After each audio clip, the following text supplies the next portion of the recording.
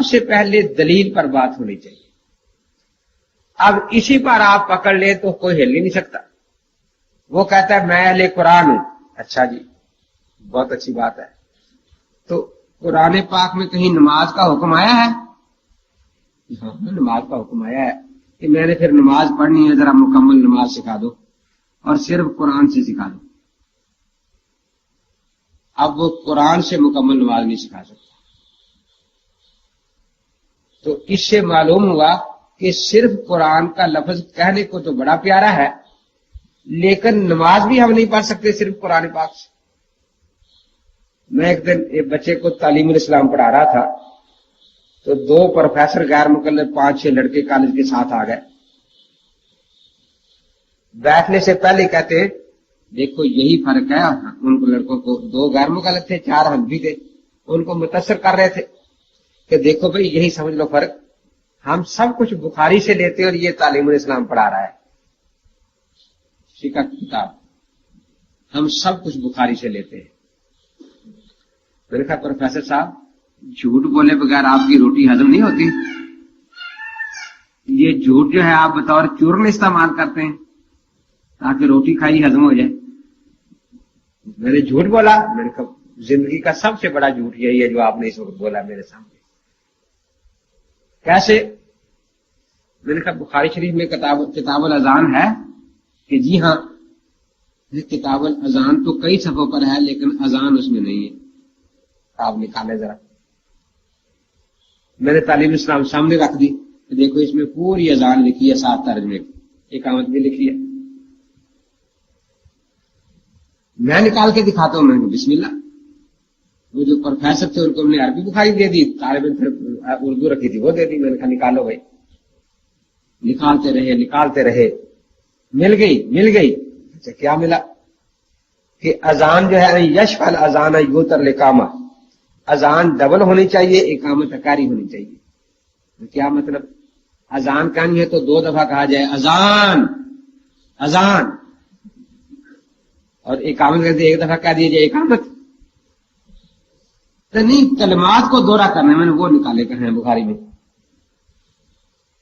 تو وہ ساری دنیا کو معلوم ہے. میں نے کہا دنیا کو فقہا نے بتایا ہے بخاری نے نہیں بتایا. میں نے کہا دیکھیے نماز جنازہ تعلیم اسلام میں نے کہا کتاب العیدین ہے نا بخاری میں کہ جی ہاں. میں نے کہا نماز عید کا طریقہ نکال دیں بخاری سے. کتاب العیدین ہے بخاری شریف میں لیکن عید پڑھنے کا طریقہ بخاری شریف میں نہیں ہے. دیکھتے رہے کہتے ہاں یہ تو نہیں ہے. میں نے کہا کتاب الجنائز ہے بخاری میں کہ جی ہاں. میں نے کہا جنازے کا طریقہ نہیں ہے باقی سب کچھ ہے اس میں کہ جنازہ کیسے پڑھنا ہے. اور یہ تعلیم الاسلام میں 3 سطروں میں جنازے کا طریقہ لکھا ہے کہ یوں پڑھنا ہے. تو ہمیں تو کوئی جھجک نہیں ہے. ہم تو کہتے ہیں ٹھیک ہم یہاں سے مسئلے لیتے. مجھے کہتا ہے اچھا میں نکالتا ہوں. میں نے نکالو. دیکھتا رہا وہ نجاشی والی حدیث آ گئی کہ حضرت نے 4 تکبیریں کہیں جنازے پر. مل گیا جی جنازہ مل گیا. میں نے کہا کیا ملا؟ کہ حضرت نے جنازے میں 4 تکبیریں کہیں. تو میں نے اس کی طرف منہ کر کے 4 دفعہ کہا اللہ اکبر اللہ اکبر اللہ اکبر اللہ اکبر. میں نے کہا آپ کا جنازہ ہو گیا یا نہیں؟ ابھی کمی ہے پورا تو نہیں ہوا نا. تو میں نے کہا پھر جنازہ تو نہ نکلا نا. آخر بڑا جھنجلایا. مجھے کہتا ہے امام بخاری نماز نہیں پڑھتے تھے عید نہیں پڑھتے تھے. میں نے کہا بخاری سامنے رکھ کر تو بالکل نہیں پڑھتے تھے. پکی بات ہے. اور اب کیسے پڑھتے تھے؟ ہمارے پاس تو اس کا جواب ہے کہ وہ چونکہ امام شافعی کے مقلد تھے فقہ شافعی سے دیکھ کر نماز پڑھتے تھے. فقہ شافعی سے دیکھ کر وہ جنازہ پڑھتے تھے عید پڑھتے تھے. آپ بتائیں کہ آپ ان کو مقلد بھی نہیں مانتے اور بخاری میں ہے نہیں نماز پڑھنے کا طریقہ. سبحانک اللہم پوری بخاری میں کہیں نہیں. سبحان ربی العظیم پوری بخاری میں کہیں نہیں. سبحان ربی الاعلی بخاری میں نہیں. عجیب بات یہ ہے کہ سیاستہ آپ پڑھ رہے ہیں. سیاستہ والوں میں یہ سارے حدیث لہے انما الاعمال بالنیات لیکن کتاب الصلاۃ میں کوئی بھی نہیں لایا اس کو بالکل. تو نماز میں نیت ضروری نہیں ہے. نسائی وغیرہ وضو میں لا رہے ہیں کیونکہ اختلاف ہے نا امام شافعی سے وضو کی نیت کے بارے میں.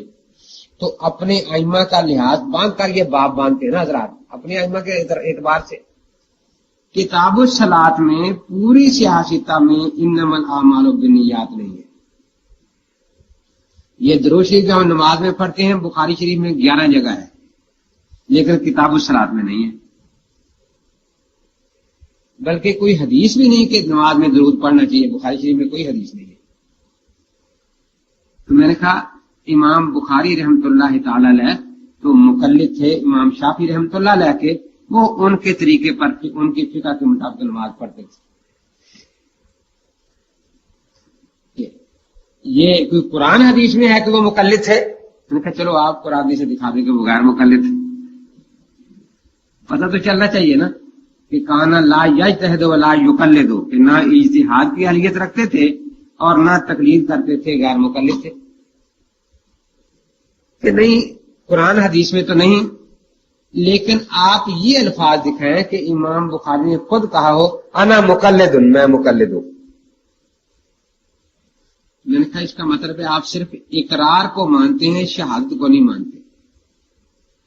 نہیں بس یہ دکھا دے کہ انہوں نے کہا ہو انا مقلد. میں نے کہا آپ پہلے یہ دکھائیں کہ بخاری نے کہا ہو انا مسلم میں مسلمان ہوں. بخاری نے کہا ہو انا محدث میں محدث ہوں. جب ان کا مسلم ہونا بھی اقرار سے نہیں شہادت سے ثابت ہے, جب ان کا محدث ہونا بھی اقرار سے نہیں شہادت سے ہی ثابت ہے, تو آخر یہ مقلد کے لیے شہادت کیوں کافی نہیں ہے؟ جس دلیل سے ان کا مسلم ہونا ثابت ہے, جس دلیل سے ان کا محدث ہونا ثابت ہے, اسی دلیل سے ان کا مقلد ہونا بھی ثابت ہے. طبقات شافعیہ میں دوسری جلد میں پہلا ترجمہ امام بخاری رحمۃ اللہ تعالی علیہ کا ہے. پھر میں نے کہا اگر آپ یہی اصول رکھیں معاذ اللہ تو آپ کتنے صحابہ کو مانیں؟ آپ دکھائیں ابوبکر صدیق سے کہا کہ انا صحابیون, حضرت عمر سے دکھائیں انہوں نے کہا کہ انا صحابیون, حضرت عثمان حضرت علی سے دکھائیں, تو کتنے صحابہ کی آپ صحابیت ثابت کر سکیں گے؟ اور اگر اسی قانون کو آگے بڑھا لیں تو پھر آپ کہیں کہ یہ بھی دکھانا پڑے گا کہ جس راوی کو آپ کذاب کہیں وہ کسی دوسرے کے کہنے سے نہ ہو, وہ خود کہے انا کذاب انا دجال انا وزاع, پھر مانا جائے گا نا, ویسے تو نہیں مانا جائے گا. جس کا ان بیچاروں کے پاس کوئی جواب نہیں تھا.